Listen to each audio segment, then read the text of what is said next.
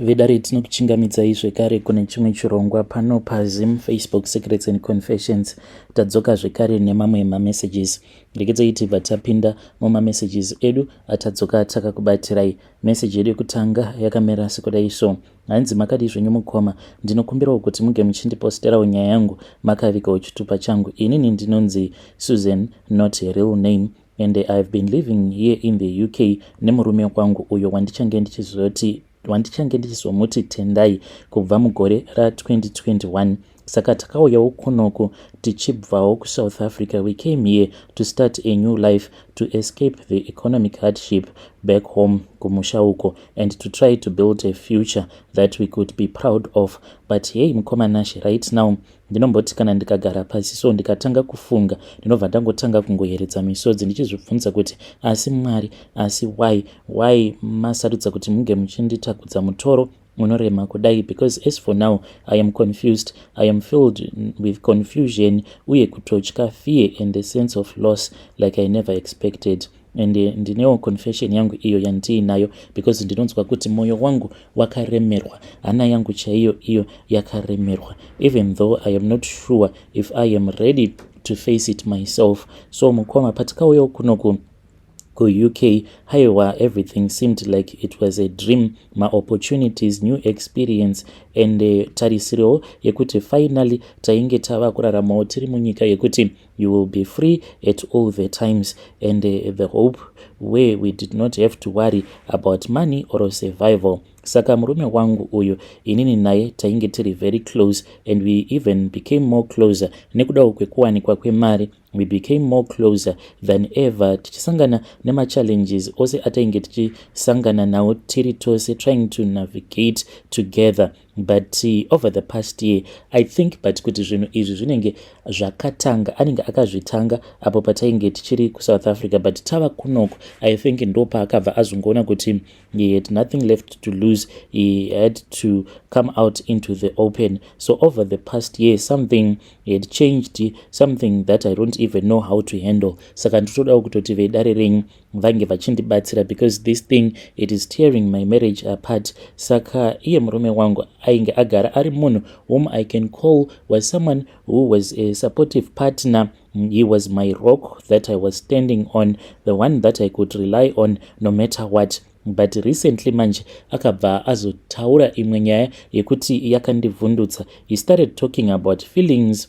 that he had had for a very long time, feelings that he had been hiding even from himself. He told me kuti he does not feel comfortable in his own body. Saka paakanditi iye he does not feel comfortable in his own body, saka ndakafungidzira kuti zvimwe kuda maybe zvinhu zvaainge achida kuzama kundiudza zvainge zviine chivanhu mukati. Then kuti ange achindiudza chokwadi chake ainge asingadi kunyatsokuburitsa chokwadi chake chaicho pachena. Ndokubva azongoti one day akatanga atombonwa doro. Ndikatoti naiwe Tindo, wakatanga kunwa doro riniko? Ndokubva azonditi he just wanted to drink so that he can be able to find the confidence yekuti ange achizondiudza zvose izvo zvaainge achida kundiudza. Saka akabva azonditi for a very long time he had been struggling with his identity, and now he wants to have a transition. Saka paakanditi he wants to have a transition, handina kana kumbonzwisisa. Kuzodzamara manje azoita zvekundinyorera paWhatsApp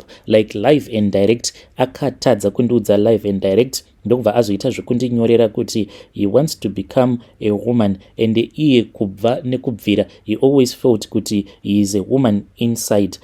I was stunned mukoma, zvekuti ndakabva ndashaya kuti ndoita sei, kana kumupindura ndakashaya kuti ndomupindura ndichiti kudii. Uchinzwa murume wako achikuudza kuti iye he feels as if iye mukadzi and he wants to change to become a woman, not kungochinja like just kungoti I just want to change mupfungwa, but kutochinja chaiko kwekutoti ava kutoda kutova nebody, to change his own body so that inini naye tinobva tangofanana. Saka I didn't know what to say or what to think. The men that I have married, the men that I have loved for so long, iye ainge ava kundiudza kuti he wants to become someone else, someone that I have never known. My first reaction was ndakangotanga kuchema, ndikamboti zvimwe kuda it is a prank, and disbelief, then fear, and finally ndokubva ndazotongo accepta kuti ndo zvainge zviripo. I tried to be supportive, ndichizamawo kuti ndinge ndichinzwisisa zvezvekungoti unozongozvodza kuti it is okay so that I can understand, but mumwoyo mangu ndainge ndava kunzwa kuti my world was coming apart. I know kuti that is something that he has been dealing with for years. Like he told me, something he's only found the courage to face it, because akati patainge tichiri kuAfrica zvainge zvisingaiti kuti iye ange achindibudira pachena, but now he feels kuti it was the correct time. I can't help feeling like I am losing him, like the person I fell in love with iye zvake simply slipping away. I am terrified. Handidi kukunyeperai vanhu vaMwari, handizivi kuti what does this mean for us? What does this mean for our marriage? Ko iyo future pachiri ne future here, because we thought kuti we had been building a future together.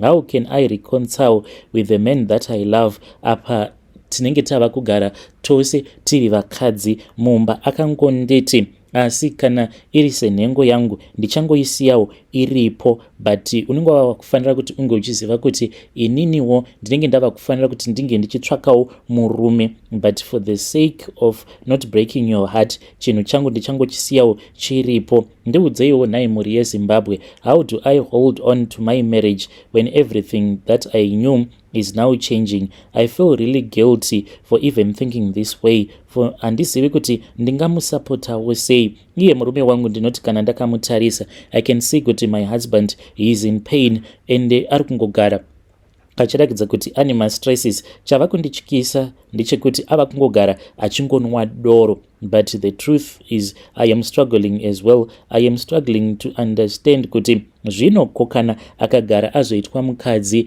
ndicharamba ndichimuda here? Iye akangonditi unokwanisa kungoramba uchindida, uye zvekare ari kuda kuti zvinhu izvi kana zvikazoitwa it must remain as a secret. Haasi kuda kuti hama dzake dzinge dzichizozviziva, and it means kuti kana kuzimu kwacho anenge ava kusatomboenda. Saka ari kuda kuti tirambe takagara tose so that hama dzake dzisazozviziva kuti ndo zvavapo. Akatoti even mwana we can have one more child, and each and every time I look at him I see a man I married, but I also see someone who is desperate to escape munhu wacho iyeye uyo wandakaroora, munhu uyo akandiroora wacho wandakada. Saka recently mukomanashi handidi kukunyeperai, I have been thinking about leaving, about walking away before these things get too complicated. Takamboenda tose for this other session, ndokubva ndaudzwa kuti I was going to be guided along the way. Handione sekunge zvinhu zvandinokwanisa kugamuchira ini,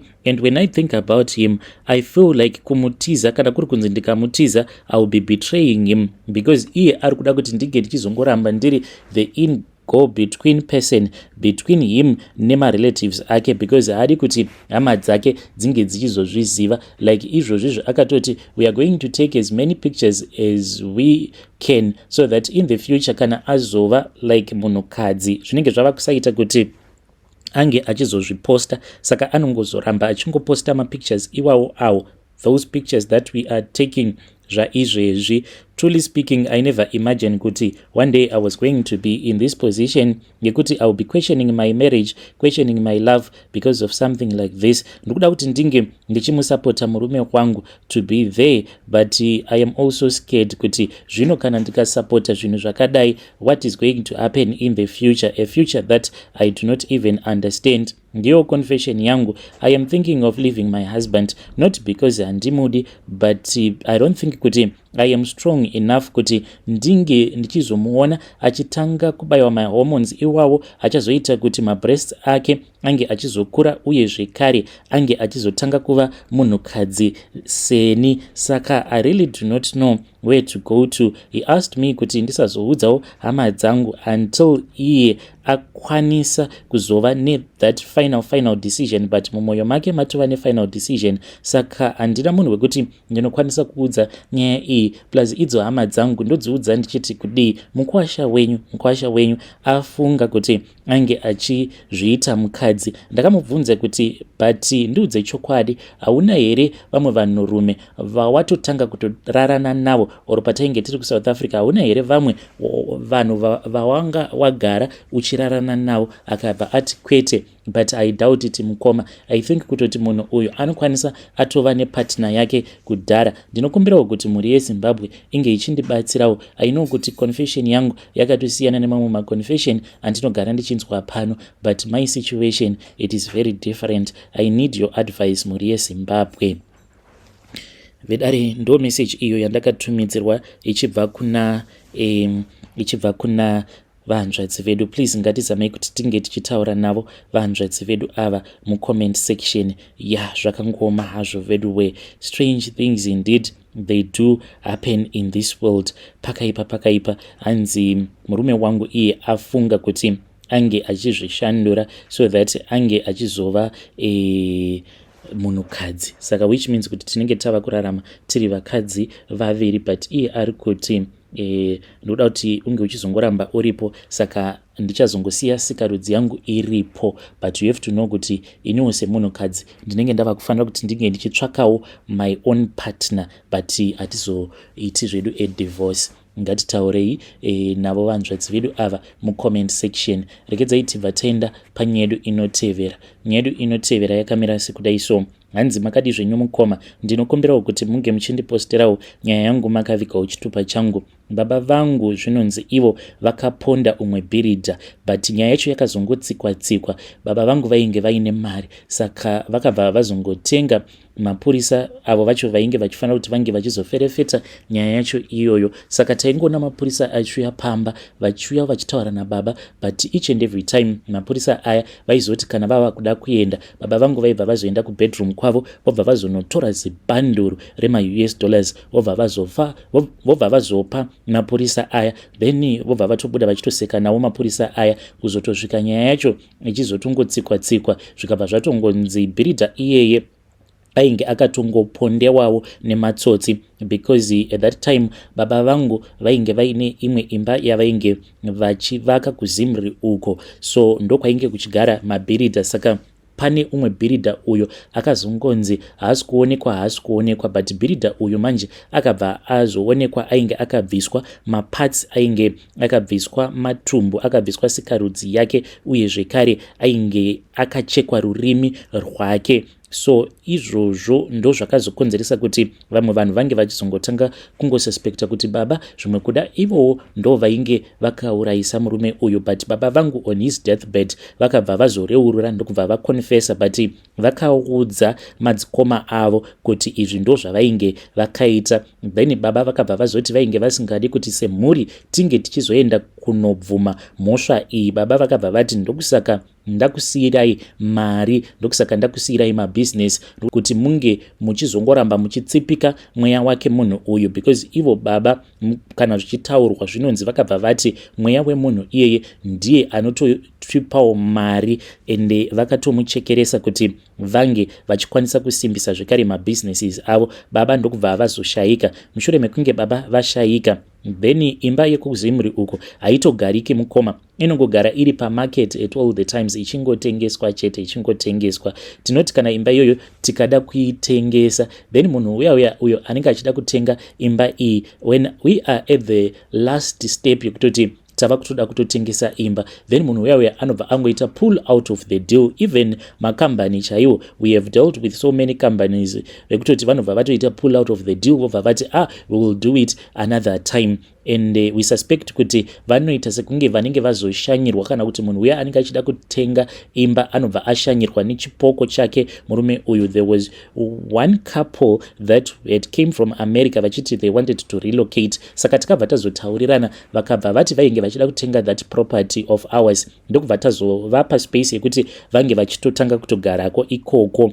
Apa imba iyi yakanaka sei, a very beautiful mansion mukoma that is worth millions of dollars. Saka vakabva vazotanga kugara kuya, and we were in the process of doing everything. Vanhu ava vakangogarapo pamba apa for less than 3 days, vainge vava kutotanga kutocomplaina vachiti each and every night vanonzwa, vainge vachinzwa munhu uyo ainge achishanda. Then one night ndopa vakabva vazoita zvivindi zvekubuda panze, ndokubva vazoona munhu ainge ari busy achitoisa pavement, those pavement bricks, he was busy laying them down. Ndobva vataona kutoti ko ingawani zvaainge achitoita sekunge bhiridha, uye zvekare ainge atori nebhara rainge rakazara necement. Saka murume uyu hanzi paakangoona kuti ainge aonekwa, then chipoko chiya ndokubva chatonyangarika. So when they saw this on that same night, vakabva vatotiza, vakabva vazoenda kumba kweimwe hama yavo zvekare inogarawo muZimri Park. Then the following morning, then they called us, vakatoramba kutoti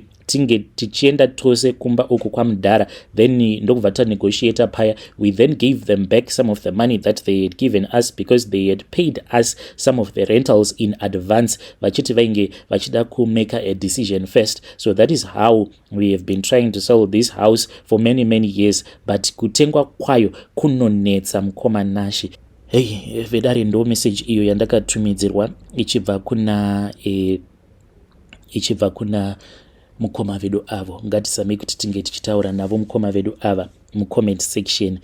Zvakangoma azvo vedu apa unenge waunganidza kamari of wati ndikuda kutenga imba, then imba yacho inenge itori nema1 mahora chaiwo. Hey, zvakangoma azvo vedu rekedzai tibva taenda panyaya yedu inotevera. Nyaya yedu inotevera yakamira sekudai. So hanzi makadi zvenyu mukoma, ndinokumbirawo kuti munge muchindiposterawo nyaya yangu makavikawo chitupa changu. Ndakati ndaenda kumusha paholiday, kumusha kwedu ndokubva ndazopiwa shinda yekuti ndinge ndichiisa muwaste, ndichinzi ichange ichizodzinga mhepo dzinoita kuti vazukuru vese vasawanikwa. Kubva ipapo ndine murume akaita achembera anouya achirara neni. Kubva ipapo ndine murume akaita muchembere.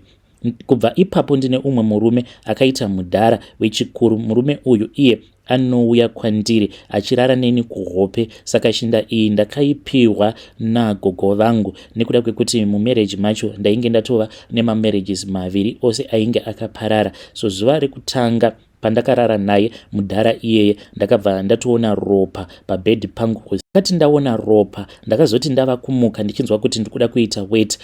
Chimwe chinhu chakazongobuda musikarudzi mangu ipapo pandainge ndichinzwa kuti ndikuda kuita weight. Saka ndainge ndichita zvokumanikidzira, ndokubva ndazonzwa kuti pane chimwe chinhu chakazowira muchemba. Ndakati ndichitarisa ndokubva ndazoona kuti chinhu chacho chainge chakaita kunge zibvuta rakadonha richibuda musikarudzi mangu. Kubva ipapo mukoma nanhasi uno ndinongotambudzika so each and every night kutoti ndinge ndichitonziwo ndatorarawo, hunge ndatotora salt yemagodo. Ndinoti kana ndatora salt yemagodo ndinobva ndazoiisa pakamucheka, ndobva ndazoiisa padhuzesa nesikarudzi yangu. Then mudhara uya anotouya achitoda kutosika bonde neni, but anobva azotadza kusika bonde neni nekuda kwekuti ndinenge ndakaisa salt kuzasi kwangu uku. Ndiyo confession yangu iyi mukoma. Ndatambudzika ini, ndikutongotsvakawo munhu wekuti anokwanisawo kundibatsira. Vedare ndo message iyo yandakatumidzirwa ichibva kuna vanzvadzi vedu. Please ngatizamei kuti tinge tichitaura navo vanzvadzi vedu ava mucomment section. Strange things do happen in this world. Hanzi pane chimwe chinhu chakangodonha so chichibuda mandiri pandakanzwa kuti ndainge ndichida kurasa mvura.